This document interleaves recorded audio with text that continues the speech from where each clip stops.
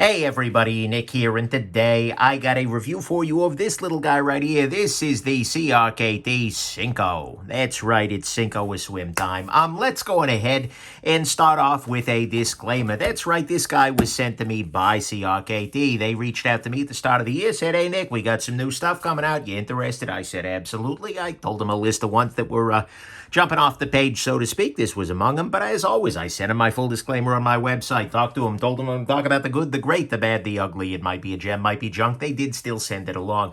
Nonetheless, we do have to assume that this is the very best quality controlled one of these guys ever, and I'm doing my best not to let that affect the nature or quality of my review. Next thing, let's do some size comparison. This guy is actually reasonably sized, and we see that it's not 5 of anything, so the name's a little weird, but it comes in uncontroversially under 3 inches there. And if we compare it against our normal suspects here, we have the Ontario Model Dose over here. We got the Spyderco Delica Quattro. And what we see here is that yeah, this is actually reasonably small. It comes in a handle size that is right around the size of the Rat 2 there. And then here it is against the Spyderco PM Dose. And so what we see here is, yeah, reasonably small little guy. Next up, what is this knife? Who does this come from? Well, CRKT is a company that's based out of the U.S. here, but doing their making overseas. And this is a design by Richard Rogers, who is a designer from, I believe, New Mexico, who does a lot of really high-end stuff, but has been doing a series of collaborations with Cricut, which is a very, very nice thing. So, anyways, let's go on ahead and jump into the good, the great, the bad, and the ugly of this little guy right here. So, on the good side, start with, this is one more than the Cricut Quattro, which I guess that must be good, right? By that token, maybe the next one can be in D3 steel. Anyways, I digress. More on the good side, it is actually a very compact knife. Like I said, this guy in the pocket is relatively tiny. If we put this guy on top of the Delica, we see here that there's just not a whole lot of beef to the little guy. It just kind of hangs out in the pocket pretty straightforwardly. And as a result, it carries very well with a relatively deep carry clip, as well as a lanyard hole that actually looks reasonably designed, right? It looks like it fits the lines of things, rather than just being like a brrr kind of thing. I mean, and to be fair, you probably could grind that lanyard hole right off if you gave a damn, but they've done a nice job rounding it so it doesn't hurt particularly. I gotta say, you know, that's nice, and as a result, the knife carries very unobtrusively if you like in this kind of size range. And I do, by the way, think the 3-inch side range is a very nice one. It helps people with legal encumbrances as well as some other things. That's a joy. Next thing, this guy is it has very nice lock bar access. What I mean by that is that, you know, on a pocket knife, one of the things you need to get into, at least a line of lock, is this little area right here, because that's how you open the knife, right? You know, push this to the side, that unlocks the knife. This has done a very nice thing in that they've put a little carve out on this side of the handle, as well as a little bit of scalloping on this side to make this very easy to unlock.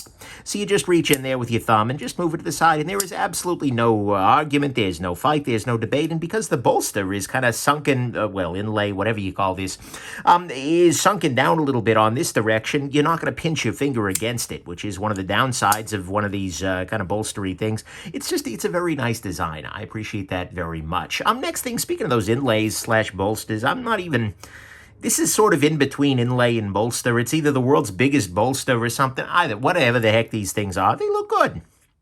Right, it's a chunk of what looks to be a G10 in there, and it looks pretty solid, right? One thing that you'll notice is that it actually protrudes, that's not even a word, protrudes a little bit more on this side here.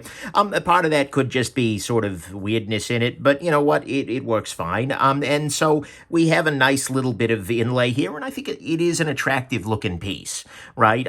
This adds a little bit of something to it and makes it a little bit more visually interesting than if this were just a straight sheet of metal. Also serves to lighten the steel a little bit, because the body of this guy, this is effectively a steel frame lock, but they've carved out a fair amount of it here to put in that little inlay, and that looks nice. The other nice thing that this offers for you is on a conventional flipper where you have a lock bar exposed. For instance, actually here, this isn't actually a flipper, but it'll show the trick. This is the CRKT Pilar. But one of the things that we'll see here is that if you are holding the knife in such a way that you are applying pressure to the lock bar, that actually increases the force that's holding the blade closed. And so as a result, if you're doing that, it becomes much harder to open the knife, whether by flipper or by flick or otherwise. It's just because having that in there just makes this process more difficult. Instead, by doing this this fillet, inlay, whatever the heck this thing is approach, there's really no way to do that. You're gripping the knife and you're gripping it by those bolsters or whatever, and as a result, there's no way to put too much pressure on there, and as a result, you end up with a very nice, even detent force that is consistent and very adaptable. That's a nice little thing, right? So I think the lock bar pressure issues are resolved by this, but it's also an attractive touch. It's kind of a win, and overall, honestly, it's a really nice design. Richard Rogers just does good stuff, right? I mean, that's one of the reasons he's so popular in the higher-end knife world, and I love that CRKT is working with him, because you get something that not only looks relatively unique, right? There aren't a lot of knives out there that look like this one, and especially with that inlay and such, that's good. But it's got lots of nice little touches here with the swedge on the top of the blade here, the lanyard hole, which I think, like I said, is among the more attractive ones we see out there.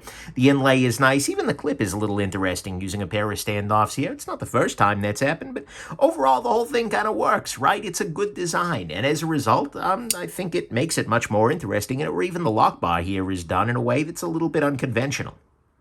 Right, so I got to appreciate the design on this guy. Next thing, the blade on this guy is D2 steel. Now, D2 steel is a fine steel, and for most people, it'll be absolutely good to go for everyday carry. Maybe not the most rust-proof thing ever, but this coating actually will help that a little bit. But it's something that is a massive upgrade for CRKT. Very often, historically, they've used steels that were pretty well below the budget level par these days. But D2 is one of those steels that I think is good to go. It's a budget steel, to be sure, but it is absolutely fine here, and it's really nice to see them using a nicer, budgety sort of blade steel rather than really cutting that corner there. Then finally, on the good side, the action on this guy is very, very good. We have here, I would even say it's great, because I'm going to, wrist is here, no movement. Boom, absolutely reliably fires. This is not something I have ever missed a flip with, and it works great. The action here is spectacular. And it is an unassisted action. There is no assist or anything like that, so it's just as easy to close, pardon me, as it is to open. You know what? I love it. That's just a beautiful thing, and I love seeing CRKT getting these detents right, getting these actions right, and getting really good unassisted knives out there. So to me, all of that is the good, is that it's a very good unassisted action. I would even say great. It's got a nice blade, nice design, good looking inlays, great lock bar access. They do carry well. The knife carries well, that is. It is a reasonably compact piece, and it is one more than the Quattro. On the great side is the price for me. This is $50. Now, to be fair, you can get knives cheaper than that, absolutely 100%. But I think this is a really good price point, because what they've done here is something that is high enough in terms of price that they're using materials that are worth a damn, right? This is D2 steel rather than some alphabet soup sort of affair, right? That's a beautiful thing. And they're using actual G10. They're actually doing the things that they need to do to make this a really good knife. They're doing a nice unassisted action. There is a joy there. Yet at the same time, $50 is cheap enough to be attainable, I think, for your average collector, right? It's not something that you need to be spending years and years to save up for. And so I think they've hit a really nice point where they're doing everything right to make a knife that is really an excellent everyday carry piece, but they're still able to do it at a price that is reasonably good. They're not racing to the bottom and trying to compete with the budgetest of budget brands, right? You can never compete. Well, at least it's getting increasingly hard to compete with the million Chinese OEMs who are putting stuff up. But at the same time, with a good design like this, at a price where you're doing things right, this is competitive. And I appreciate that very much. So to me, the great thing here is the fact that they did this at this price, and not that it's the cheapest price ever, but it's the price it took to do it right. And I appreciate seeing that so very much. They didn't cheap out here, and I love that. So to me, that's what's great here. On the bad side, to start with, the whole black and tan look isn't my thing particularly, but that is very, very personal. That said, I would love to see more colorways of this, right? I'd love to see something with a nice polished blade. Rogers often does some really cool blues and violets and things like this, and this is just sort of, I don't know, it's not super high speed, low drag, but it kind of is. I think they're leaving some aesthetics on the table here. Not a big deal, but it's a thing. Next thing it is, of course, pocket packing a little bit. This little guy in the back is going to be packing on whatever's in your pocket all day long, but it's also reasonably well chamfered and whatnot, so it's not the end of the world. Next thing, the G10.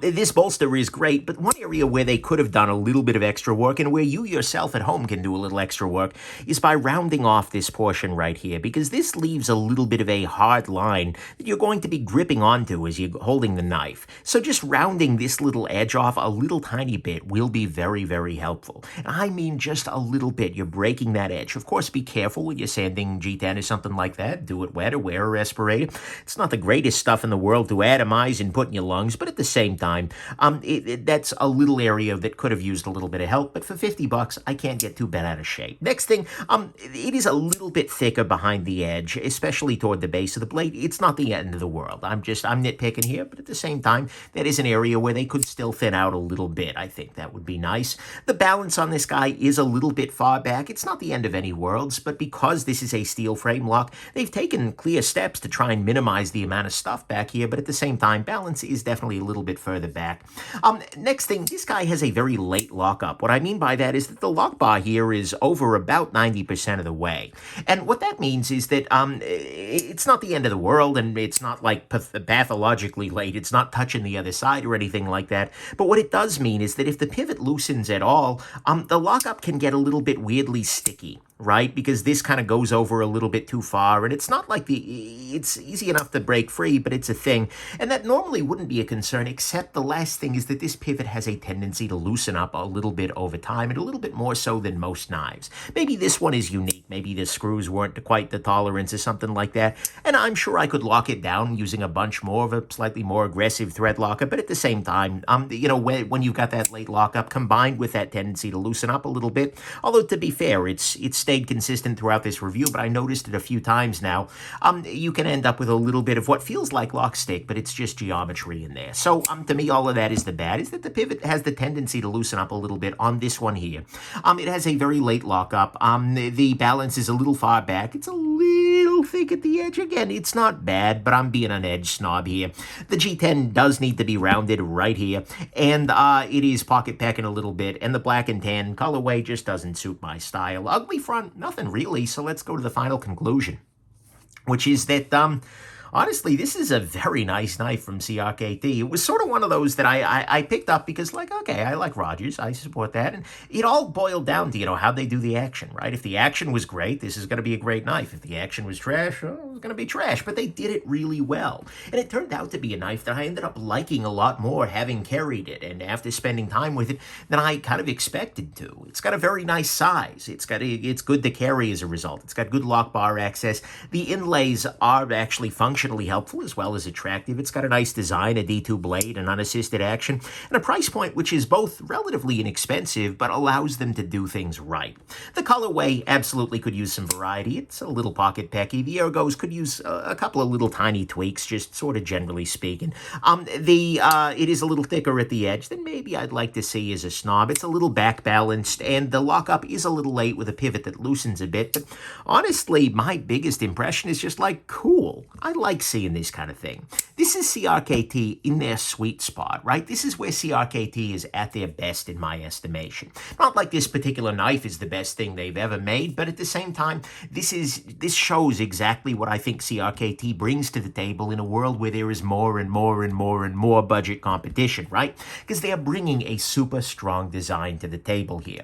You can tell that the person who designed this is a very, very good knife designer. That is that person's life, right? That's a thing that they do. And as a result, we get all of the nice little touches that show me that this was really carefully thought about.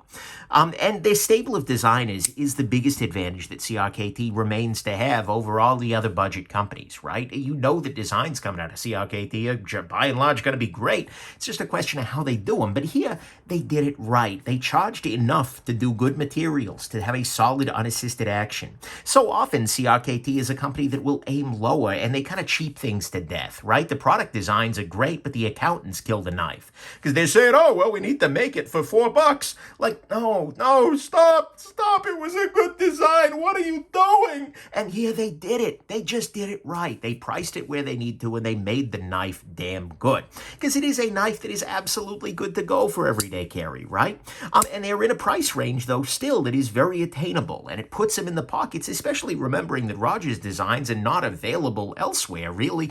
This is a way to get a knife that you would have to, for a custom, you're winning a lottery and paying north of $1,000 for, but you can get it for 50 bucks. Okay. That's a good day. That's solid. So I really think that this confluence of making it right and doing good designs, this is how CRKT stays relevant and awesome in the future here. And so on the whole, I feel like this is a very nice piece. Is it for me? Is it going to stick around in my permanent collection? No, probably not really, right? The colorway doesn't float my boat particularly, and I got lots of options in this range, but I can see it very easily being a big joy for a number of people. So as a result, I'm very happy to call this little guy a gem. Not only because it is a reasonably unique design, also known as usably unique design, it is a very good design anyways, and it's executed well enough to be a very solid daily carry piece that I think will work very, very well for a number of people. And it's at a price that'll be workable for a very large number of people. So I guess my final conclusion here is if you're looking for a nice design, relatively cheapy, then you know what? I might just give you 5. Give you 5? No. This one won't Cinco. It'll swim. This'll never cease to be amazing to you. Okay. Anyways, hope this has been interesting to you and that you have yourselves an absolutely wonderful rest of your day. Sorry, all those jokes just sank. French pun? No? Okay. Have a good one, everybody. Bye now.